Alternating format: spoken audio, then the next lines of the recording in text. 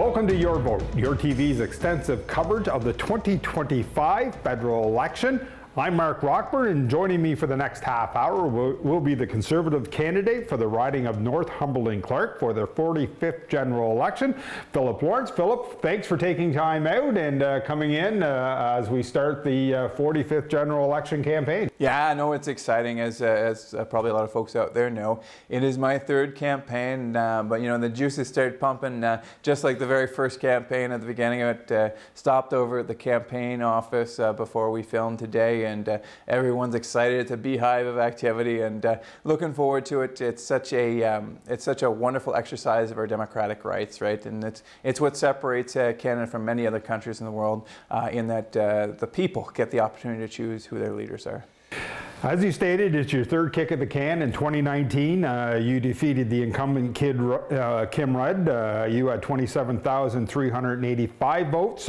Kim had 24,977. Also running in that election were Mallory MacDonald for the NDP, Jeff Wielden for the Green, who I know that you've always enjoyed, Jeff, in keeping in touch, and Frank Bond for the People's Party of Canada. And then in 2025, the election called, you had 31,015 votes. Defeating Alison Lester for the Liberals, Kim MacArthur-Jackson for the NDP, Christina Wilson for the Green, and Nathan Lang of the People's Party of Canada. So what we like to do, Philip, is I know this is your third kick at the can. You've been an MP for 2019, but obviously new people into the riding. Boundaries have changed as well for this election. We're now in Northumberland-Clarke and not Northumberland-Peterborough South. So we always like to start these off with, who's Philip Lawrence? Yeah, thank you very much. So I live in Orono, Ontario, of course, in the western part of our riding, the Clarke part of it. I might just sort of digress here for 10 seconds if I can.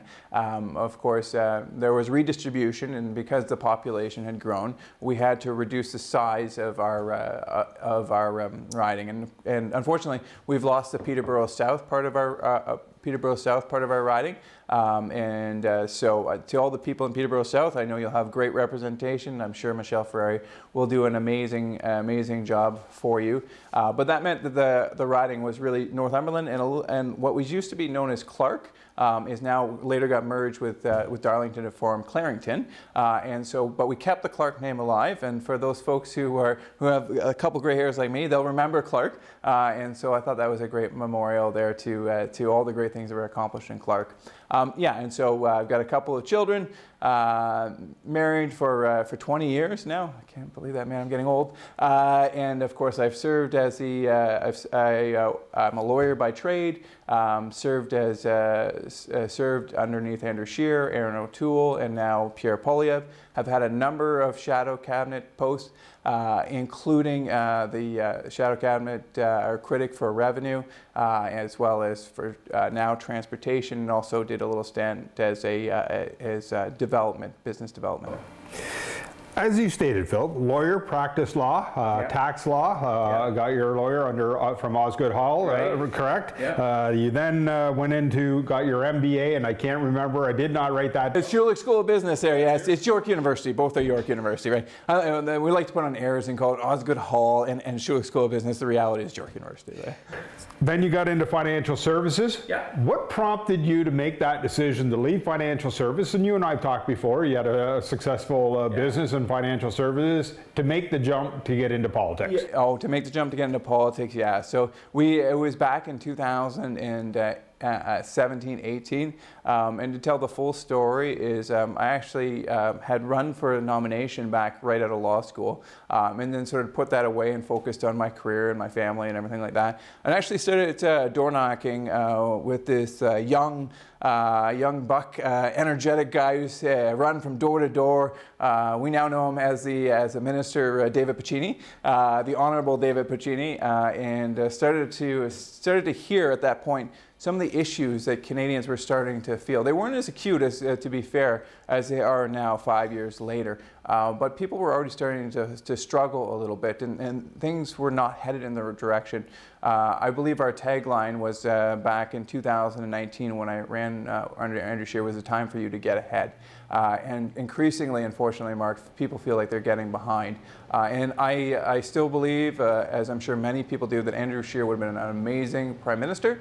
And if, in fact, we had taken that turn, we would be in a far better situation than we are right now. So you made that switch, you saw the light, but politics isn't for everybody, obviously. And were you always political in nature? Had you ever ran for a campaign or anything before? Thanks very much, Mark, and thanks for the follow-up there. Yeah, so I had sought the nomination down where I grew up, which is in Niagara Centre, and we lost that one by 12 votes, and that was a little painful, I'll be honest with you. But I've always been interested in politics, and more than politics, I guess I'd say I've been interested in people, and of course, in particular, Canadians. And when I see such an amazing, great potential, and I see government putting up barrier after barrier after barrier of Canada and Canadians not being able to achieve their potential, it deeply troubles me, and that's my motivating factor. And really, what Pierre Poilievre said to all of us in caucus is, what should animate you, what should motivate you every day is thinking about what other people are worried about when they go to bed or when they get up in the morning. That's what should motivate you. And so, especially in today's Canada, so many Canadians are struggling. Like even Canadians who have folks who have relatively good jobs, ones that have done everything right. They've worked hard. They got a trade. They went to university. They've done nothing but follow the rules their entire life, and their reward for it is at the end of the month, there are more bills than paycheck. We've got to change that. We've got so much potential. We've got literally billions, if not trillions of dollars in the ground across our country, whether it be the Ring of Fire or out in Alberta.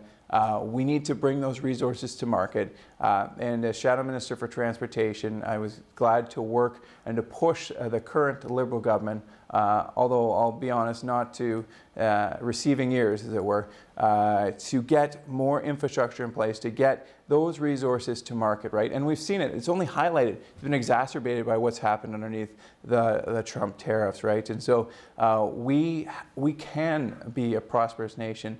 And if I can just be so bold, you know, Mark, if Canadians believe, if there are folks out there who believe that the best Canada can do is doubling our food bank usage, doubling the cost of living, having a generation who believes that they can't do better than their parents, then vote Liberal.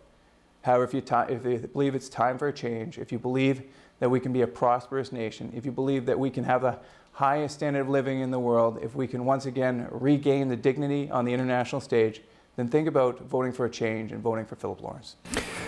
So just to rewind the clock a little bit, and we will get into some some of the things that have came out early in this campaign, but way back in 2018, Philip Lawrence was pretty near a relative unknown when you entered the Northumberland-Peterborough South when you were looking for that nomination. I think you might have surprised a few people when you did win that nomination that way back then. So how have you changed from then to where you are today? First, I'd just like to start out and just say, of course, Kim Rudd has passed away, and Kim was extremely gracious, and especially in welcoming me. And I still hear great things about what she contributed to our community. And so I'd just like to say thank you, Kim, for all of your service, and you will certainly live on in our community. That being said, yes, I was an absolute unknown. I think you were being polite there, Mark. I don't think the Conservatives even knew who I was back then, but especially being from the western side. But things have changed entirely. So I had talked to, we actually have quite a few former politicians in our riding, and they were always great to give advice. And one of them, I can remember, said, well, Phil, you don't really need to go door knocking. You just go to the grocery store and people will come up to you. So I tried that, Mark. It didn't work in 2019. However, in 2025, whenever I go out for a simple task like getting feed for our animals or going to the grocery store, I have to budget about half an hour of extra time. And by the way, I don't mind at all. As I've said from day one, I love politics, and so I'm happy to talk about it anytime. But I'm guaranteed to be stopped by at least one person, and that's great, and I love it. So let's talk about you and what you have accomplished since you've been the MP since 2019 in this riding. Yeah, so we've had 3 separate private members' bills that have either been passed into law or have gotten very close. So the first private members' bill was removing the carbon tax on farmers for natural gas and propane. That made it all the way to the Senate, and then it came back to the House of Commons and made it all the way back to the Senate. And if it weren't for then Prime Minister Trudeau calling the Senate personally, the independent Senate, I might add, and forcing them to vote, that would be law right now. But I'm hopeful that Pierre Poilievre and us will form government and we'll be able to get rid of the carbon tax. The 2 other, one was with respect to charities.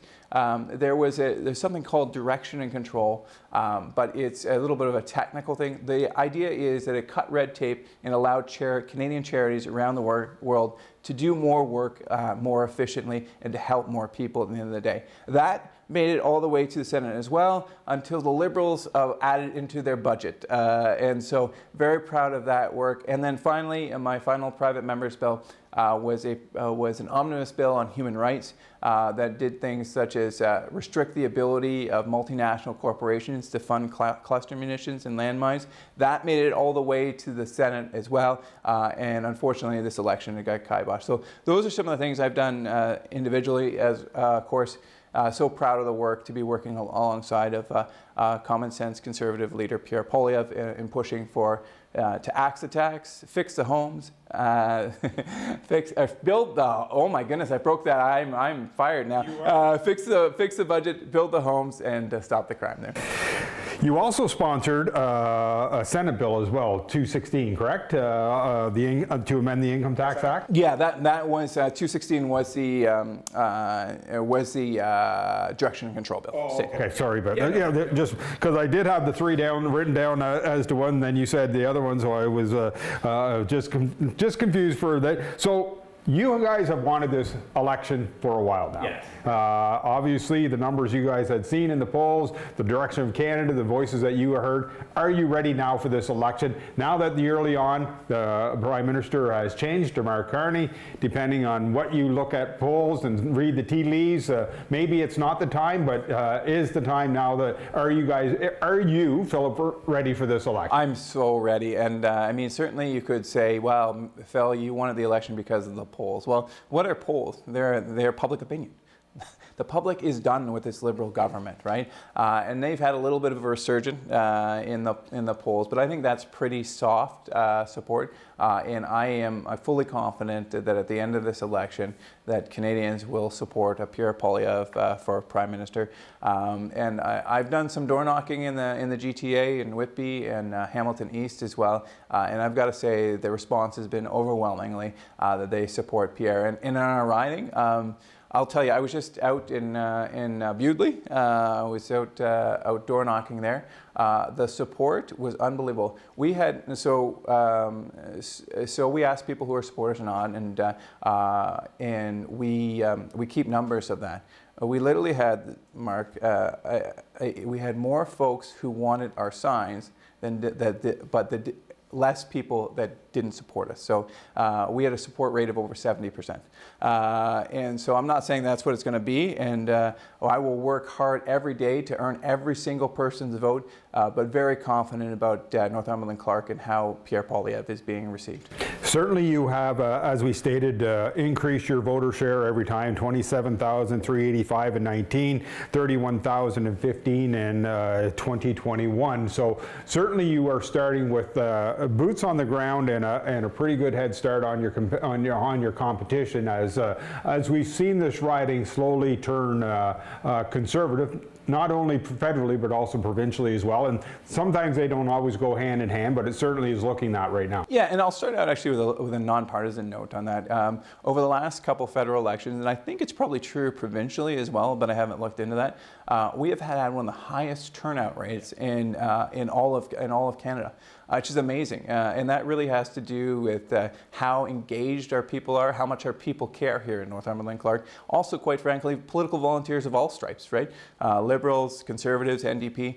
We've gotten our vote out. It means people care, which is important. And quite frankly, as we've seen over the last 6 months or so, it's important that we celebrate Canada and who Canadians are. And so yes, we'll be out there. I'm working candidly about 18 hours a day, Mark, and I will be out there every moment earning people's vote, and I will not take it for granted. Anything can change in politics in a moment's notice, and I'm working every bit as hard as I did in 2019, and I haven't stopped, and I'll continue to work to earn everyone's vote there. You're watching Your Vote, yourTV's extensive coverage of the 2025 federal election. I'm Mark Rockburn. We're up on break. When we come back, we'll get into some of the meat and bones of what the Conservatives are running on during this campaign. Don't go away. We'll be right back after this short break.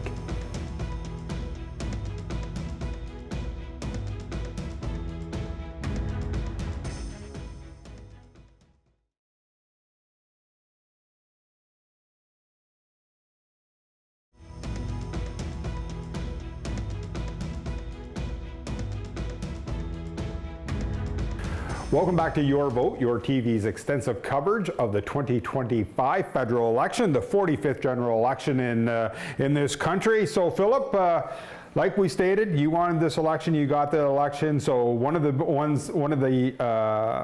first measures that was announced coming out of the gate, and I will let you talk about it, and you could brag or not brag, but the 15% reduction on income tax for the average Canadian. First, I want to talk to you about that, but I also want you, in a follow-up, to explain what an average Canadian is, because many people have a different idea of what an average Canadian is. Yeah, so the average Canadian, I'll get to that and then I'll go this, is they just take the average income of the average Canadian, which is $57,000. So that's where that number arrives from, right? Of course, there are more subjective definitions, and folks who earn more will actually get even a little bit more. But as a percentage, it'll affect those individuals who earn the lowest income the most. And so what we've seen over the last 9 years is we've seen more and more resources taken by the government, and which leaves less and less to the private sector. The engine of any society, of any country, is of course the private sector.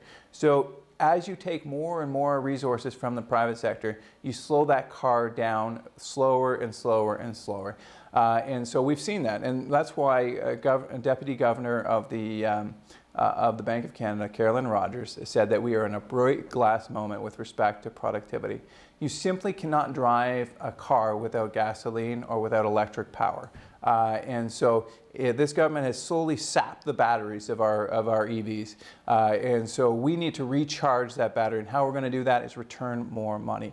And so for the average family, it'll be about $2,000 back in their pocket there. That will go a long way in helping them. In addition to eliminating the carbon tax, which for the average Ontario family after rebate will save them somewhere between $500 and $1,000. This is real money in Canadians' pockets. And let me tell you, if we are blessed and we are privileged enough to form government, and we earn that mandate from the Canadians, Pierre will not wait to get these things done. This will be a promise made is a promise kept with the Canadian Conservatives.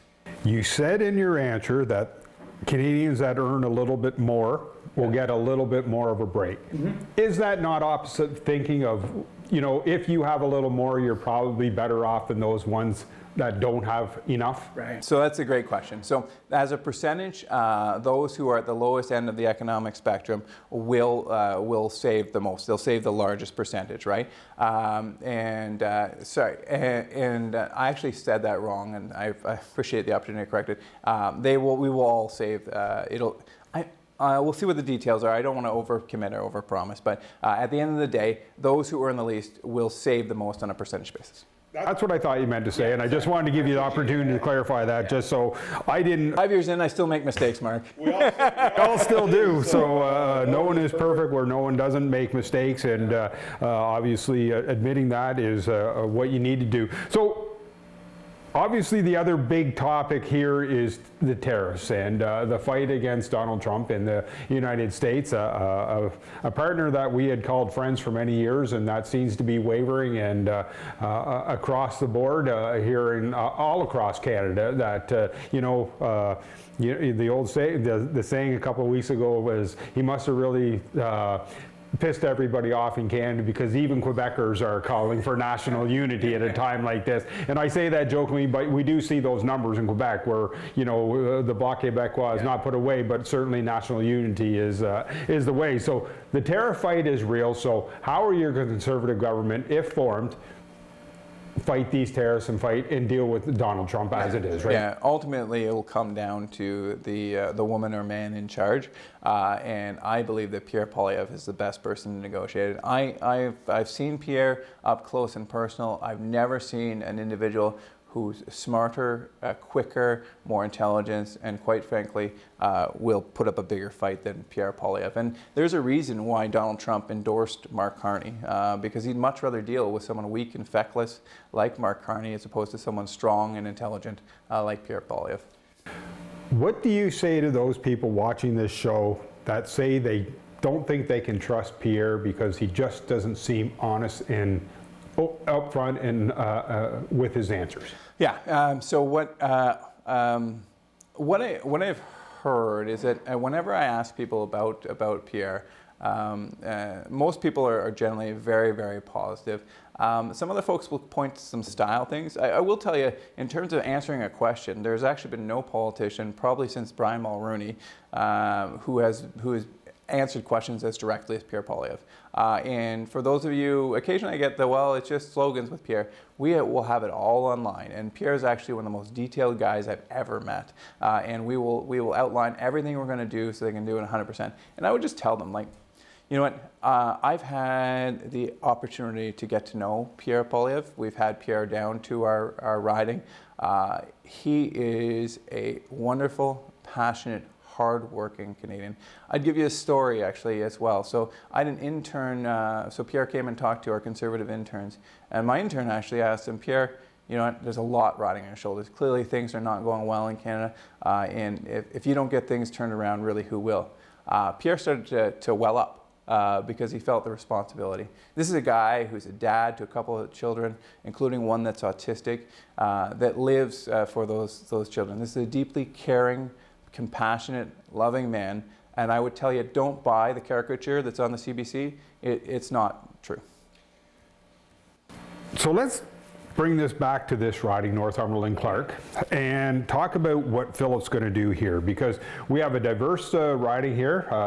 We have the farming community, a strong, vocal farming community, and then we also have bigger cities such as Cobourg, Port Hope. Then we have the smaller hamlets such as Warkworth, Colborne as well.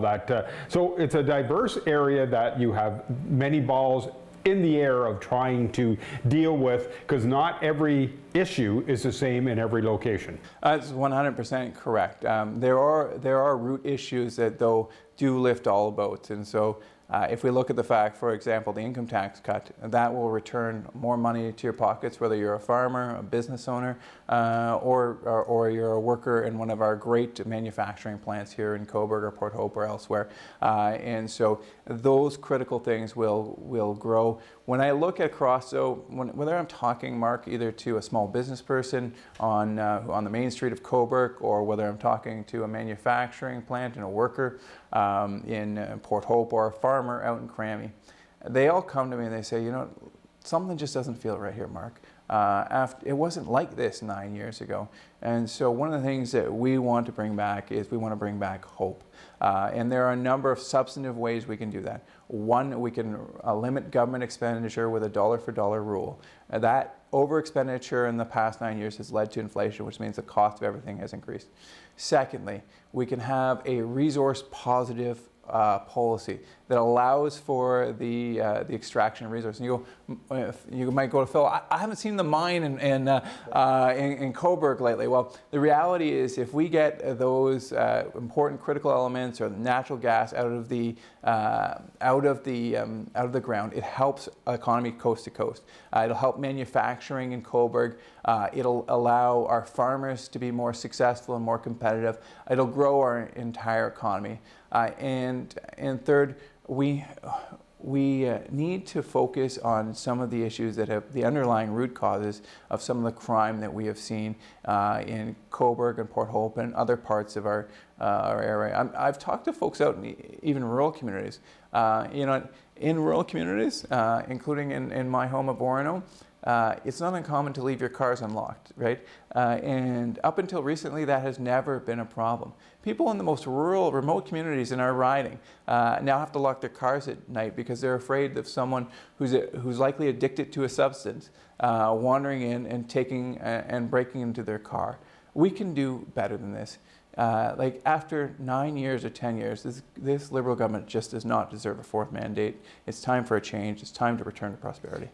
We got about a minute and 15 seconds here, so this is your last pitch to the voters in the riding of Northumberland-Clarke as to why they should be voting for Philip Lawrence and not one of the other candidates that have put their name forward. Thank you very much, Mark. So over the last 5 years, it's been a privilege of a lifetime to serve the 100,000 folks of Northumberland-Clarke, was Northumberland, Peterborough South.